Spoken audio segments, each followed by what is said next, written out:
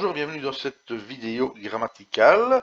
Cette vidéo est en quelque sorte une préparation à la séance d'initiation du mois de janvier qui est prévue, et les prochaines vidéos qui vont sortir permettront de déjà également préparer aux propos et aux explications qui seront données lors de cette séance d'initiation au déchiffrement des hiéroglyphes. Alors, première des choses, c'est qu'il y a deux concepts qu'il faut assimiler et qui sont très importants. C'est le concept de sujet, c'est-à-dire ce dont on va parler, et le concept de prédicat.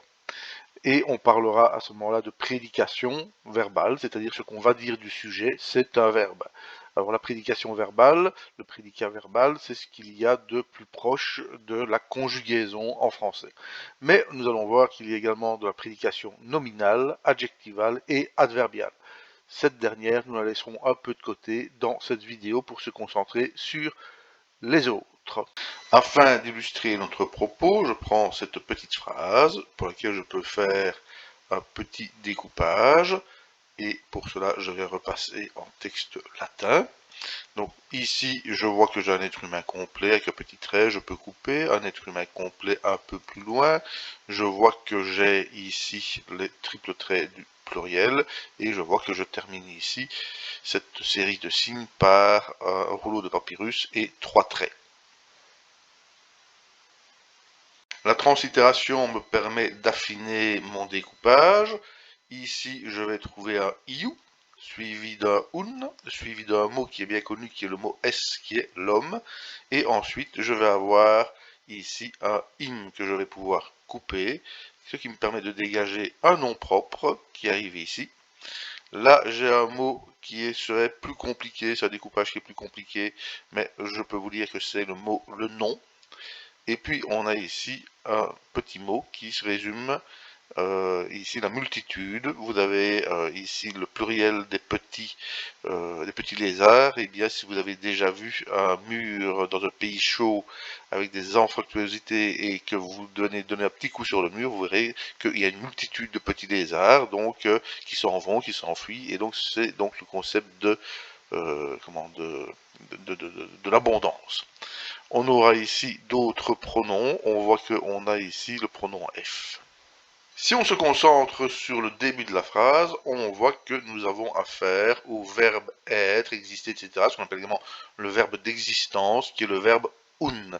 Alors, ce verbe, je reprends ce que nous dit déjà le dictionnaire Sadek et Bonami ici, graphie souvent ambiguë. Alors, je vous invite à lire l'ensemble de l'article consacré à ce fameux un, car il a beaucoup de sens. Il est relativement fréquent. Donc ici, un. Mais on va prendre ici, on va pas faire compliqué, on va prendre simplement exister dans ce cas-ci.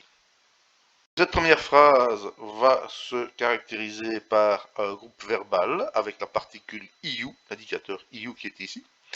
Le verbe être qui suit. On aura ensuite un sujet. Le sujet, eh bien, c'est ici, c'est l'homme. Et on termine par un adverbe qui est ici et qui indique que on est ici, ou qu'on est là d'ailleurs. Et donc la phrase ici sera donc « Il y avait un homme qui était là ».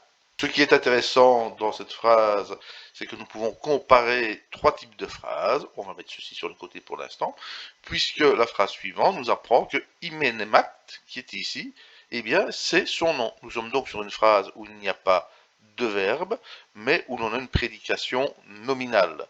On va devoir insérer un verbe être,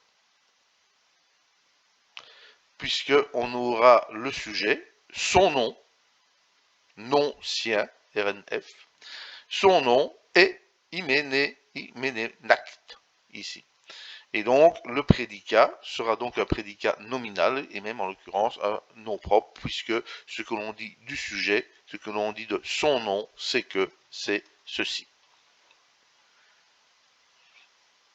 La troisième phrase de ce tout petit texte est encore différente, puisque ici nous avons un mot qui est le mot abondance. Cela c'est un nom, mais réellement c'est abondante. En vérité, ici ce mot est un adjectif.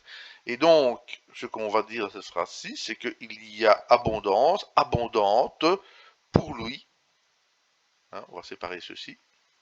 Voilà.